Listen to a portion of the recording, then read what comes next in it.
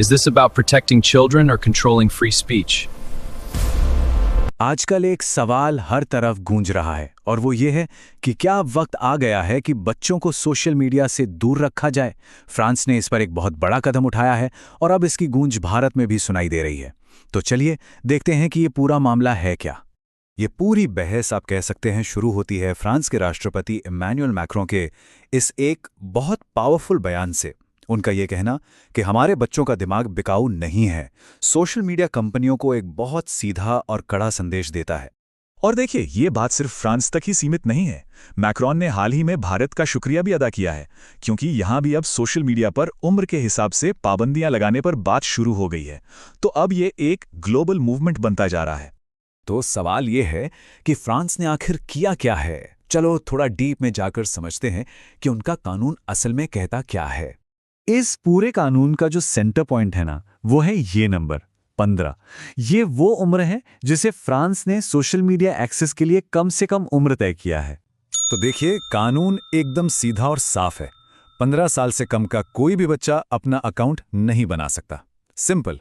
और जिम्मेदारी सीधे सीधे प्लेटफॉर्म्स पर डाल दी गई है कि वो यूजर की उम्र को वेरीफाई करे। इसमें इंस्टाग्राम से लेकर यूट्यूब तक सब के सब शामिल है। लेकिन रुकिए, बात सिर्फ बच्चों के स्क्रीन टाइम की नहीं है। मैक्रों की चिंता इससे कहीं ज्यादा गहरी है। ये मामला जुड़ा है एल्गोरिथम से, विदेशी ताकतों से और हमारे समाज पर उनके असर से। उनका कहना है कि ये प्रॉब्लम स्क्रीन टाइम से बहुत बड़ी है। असल सवाल तो ये है कि हमारा समाज जो कुछ भी देख रहा है उसे कंट्रोल कौन कर रहा है। सोचिए, जब हम किसी दूसरे देश का सोशल मीडिया इस्तेमाल करते हैं तो हम उस देश को अपने समाज में जानकारी फैलाने की एक जबरदस्त ताकत दे रहे होते हैं। और मैक्रोन कहते हैं कि अब वक्त आ गया है उस ताकत को वापस लेने का। तो ये कंट्रोल है किसके पास? इंटरेस्टिंग सवाल है। ज्यादातर अमेरिकी और चीनी कंपनियों के पास। और ये कोई छोटी मोटी पावर नहीं है। ये एल्गोरिथम किसी को रातों रात स्टार बना सकते हैं और किसी को गुमनामी में भी धकेल सकते हैं। असली पावर तो इन्हीं के पास है। और ये खेल सिर्फ एंटरटेनमेंट का नहीं है। मैक्रोन का मानना है कि यही एल्गोरिथम समाज में ये जो तू लेफ्ट विंग में राइट विंग वाला माहौल बना रहे हैं ना, वो सीधे सीधे डेमोक्रेसी के लिए एक बहुत बड़ा खतरा है। और मैक्रोन इस सिचुएशन को कैसे देखते हैं उसे समझाने के लिए वो एक बहुत ही बढ़िया मिसाल देते हैं।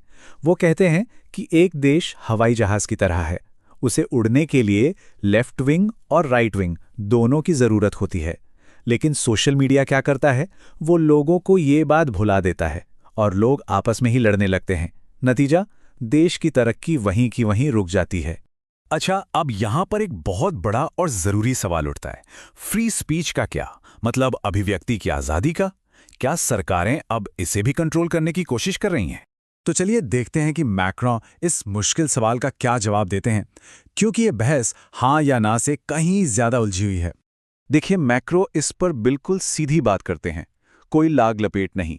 उनका कहना है कि बिना किसी दिशा या जवाबदेही के जो फ्री स्पीच होती है वो उनके ही शब्दों में बुलशिट है। क्यों? क्योंकि इससे सिर्फ नफरत और नस्लवाद फैलता है। तो फिर इसका सल्यूशन क्या है? वो एक ऐसे फ्रेमवर्क की बात करते हैं जहां फ्री स्पीच तो हो लेकिन रेगुलेटेड हो। मतलब कुछ नियम कायदे हों, जैसे पूरी ट्रांसपेरेंसी हो ताकि पता तो चले कि कौन बोल रहा है। साथ ही पब्लिक ऑर्डर बना रहे और हेट स्पीच जैसे नस्लवाद को सख्ती से रोका जाए। तो ये तो हुई दुनिया की बात। अब लौटते हैं अपने देश में।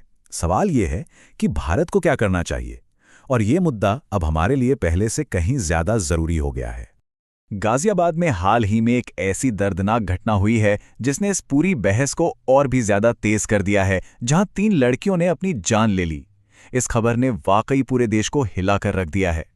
और रिपोर्ट्स की माने तो ये लड़कियां ऑनलाइन कंटेंट से इतनी ज्यादा प्रभावित थीं कि उन्हें अपनी भारतीय पहचान पर ही हीन भावना महसूस होने लगी थी। ये दिखाता है कि एक अनरेगुलेटेड ऑनलाइन दुनिया हमारे युवाओं के दिमाग पर कितना खतरनाक असर डाल सकती है। तो आखिर में हम इसी एक बड़े सवाल पर आकर रुक जाते हैं। एक तरफ है बच्चों की सुरक्षा की फिक्र और दूसरी तरफ है व्यक्तिगत स्वतंत्रता का सिद्धांत। भारत को इन दोनों के बीच वो सही लकीर कहाँ खींचनी चाहिए? ये एक ऐसा सवाल है जिस पर हम सभी को बहुत गंभीरता से सोचने की जरूरत है।